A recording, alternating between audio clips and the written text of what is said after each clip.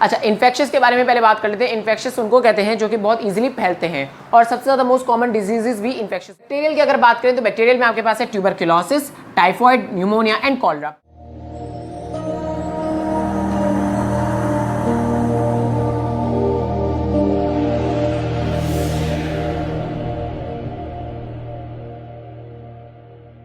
So last topic of chapter number 13, that is health and disease, and also the last topic of our second year biology, और इसके बाद हमारी second year biology का course पूरा complete हो जाएगा। So let's discuss health किसे कहते हैं और disease किसे कहते हैं according to WHO। ठीक है, मैं आपको अभी एक गाइडलाइन भी दे रहा हूँ कि WHO की वेबसाइट से ही हर चीज़ आप सर्च किया करें। अगर किसी भी डिजीज़ के बारे में सर्च करें तो WHO is the best source for any disease, क्योंकि उसमें आपको कंप्लीट इन्फॉर्मेशन और एक्यूरेट इन्फॉर्मेशन मिलेगी। ठीक है, हेल्थ कहते हैं normal physical and mental condition को। ठीक है, और डिजीज़ कहते हैं abnormal functions by the organs. ठीक है, यानी ऑर्गन्स में होने वाले कोई चेंज जिसकी वजह से वो एबनॉर्मली फंक्शन करने लग जाए, उसे हम कहते हैं डिजीज़। ठीक है, अब डिजीज़ जो हैं वो कुछ डिफरेंट तरीके के होते हैं बिकॉज ऑफ उनके रूट ऑफ ट्रांसमिशन या फिर उनके फैलने का तरीका या फिर अलग अलग तरीके के डिजीज़ होते हैं। ठीक है, तो सबसे पहले कुछ टाइप्स ऑफ डिजीज़ होते हैं उसके बारे में डिस्कस कर ले। एक होते हैं इन्फेक्शियस डिजीज़, एक होते हैं पैरासाइटिक डिजीज़ेस, एक होते हैं न्यूट्रिशनल डिजीज़ेस। इसके अलावा दो और भी हैं, उसमें एक होता है आपके पास जेनेटिक डिजीज़ेस, जिसको हम पहले डिस्कस कर चुके हैं अभी थोड़ी देर पहले इन बायोटेक्नोलॉजी। और इसके अलावा आपके पास होते हैं एजिंग डिजीज़ेस। एजिंग डिजीज़ेस में आपके पास होता है अल्जाइमर एंड ऑस्टियोआर्थराइटिस, जिसको मैं यहाँ डिस्कस नहीं कर रहा, लेकिन सिर्फ नाम बता रहा हूँ। आपकी बुक में लास्ट में एक चार्ट बना हुआ है, उस पर कंप्लीट इन्फॉर्मेशन है इन सब की, तो मैं आपको रिकमेंड यही करूँगा कि अच्छे से पढ़ के जाएँ, वो बहुत इंपॉर्टेंट टॉपिक है। अच्छा, इन्फेक्शंस के बारे में पहले बात कर लेते हैं। इन्फेक्शंस उनको कहते हैं जो कि बहुत इजीली फैलते हैं और सबसे ज़्यादा मोस्ट कॉमन डिजीजेस भी इन्फेक्शंस होते हैं। सो इन्फेक्शंस जो होते हैं वो बेसिकली चार तरीके से, चार ऑर्गेनिजम्स के थ्रू फैल सकते हैं। वायरस के थ्रू, बैक्टीरिया के थ्रू, फंजाई के थ्रू या फिर प्रोटोजोआ के थ्रू। ठीक है, वायरस के थ्रू जो आपके पास इन्फेक्शंस होते हैं वो आपके पास है influenza, AIDS, hepatitis, chickenpox and rabies. लेकिन यहाँ क्या चीज़ इंपॉर्टेंट है, यहाँ ये चीज़ इंपॉर्टेंट है, आपको पता होना चाहिए कि कौन सा कैसे फैलता है। अब लेट्स से इन्फ्लुएंजा है, इन्फ्लुएंजा क्या है, नॉर्मल फ्लू है। ठीक है, सो इन्फ्लुएंजा जो है उसका वायरस का नाम भी इन्फ्लुएंजा वायरस ही है। बेसिकली इन्फ्लुएंजा वायरस जो है वो इन्फ्लुएंजा कॉज करता है और ये होता है थ्रू एयरबोर्न। अब एक टर्म है एयरबोर्न। एयरबोर्न का मतलब होता है एयर ड्रॉपलेट्स के थ्रू, यानी कि अगर हम जैसे कि आजकल कोरोना वायरस बहुत फैला हुआ है, तो कोरोना वायरस भी क्या है, रेस्पिरेटरी ड्रॉपलेट्स के थ्रू फैल रहा है ना, वो भी एयरबोर्न है।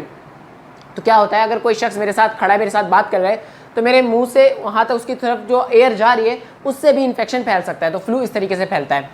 इसके अलावा एड्स है और हेपेटाइटिस है। एड्स जो है, एड्स का आपको सबको बच्चे को पता है कि वायरस कौन सा होता है, HIV, human immuno deficiency virus.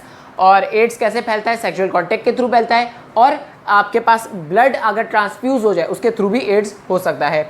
Same for hepatitis, hepatitis भी सेक्सुअल कॉन्टैक्ट के थ्रू फैलता है एंड ब्लड कंटेमिनेटेड ब्लड जो है वो ट्रांसफ़र हो जाए फ्रॉम एबनॉर्मल टू नॉर्मल बंदे में। ठीक है, इसके अलावा हेपेटाइटिस की कुछ टाइप्स ऐसी भी हैं जो कि कंटेमिनेटेड फूड से भी फैलता है। ठीक है, इसलिए कहते हैं ना बाहर का खाना मत खाओ, हेपेटाइटिस हो सकता है। और हेपेटाइटिस के वायरस का नाम hepatitis virus A, B, C, D इस तरीके के नाम है। ठीक है, चिकन पॉक्स जो है, चिकन पॉक्स हम सबको बचपन में पहले हो चुका है, अब तो उसकी वैक्सीन आ जाती हैं, लेकिन चिकन पॉक्स के वायरस का नाम है वेरिसेला ज़ोस्टर वायरस, VZV लिखते हैं, वेरिसेला ज़ोस्टर वायरस VZV।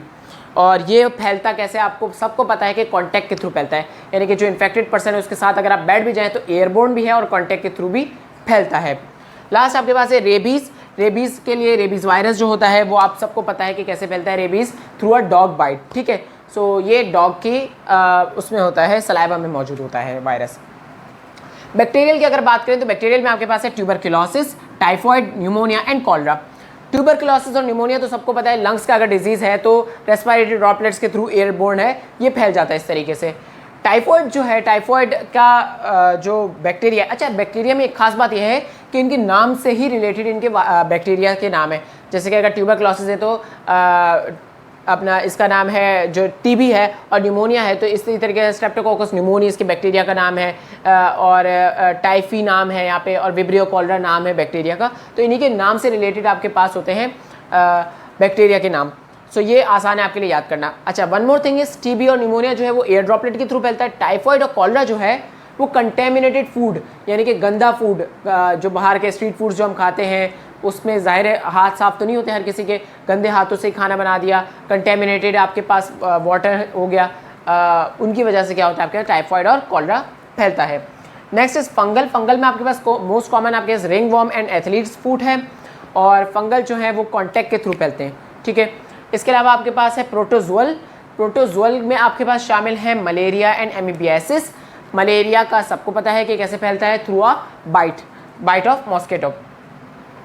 अच्छा, इसके बाद इन्फेक्शियस डिजीजेस तो कंप्लीट हो गए। अब हम बात करते हैं पैरासाइटिक के। पैरासाइटिक वो डिजीजेस होते हैं जिसमें एक पैरासाइट बॉडी के अंदर आके बैठ जाता है, जैसे मैंने पहले चैप्टर्स में बताया था पैरासाइट और होस्ट, ठीक है। तो इसमें कौन कौन से, इसमें हेलमिंथिक डिजीज़ होते हैं क्योंकि हेलमिंथिस इसमें कॉज कर रहे होते हैं, और डिजीज़ के नाम है टीनियासिस, हाइडेटेड और पिनवॉर्म एंड एस्कैरिस लैम्ब्रिकॉइड्स, ठीक है। सो ये सब जितने भी हैं ये थ्रू एग्स होते हैं, फैलते हैं।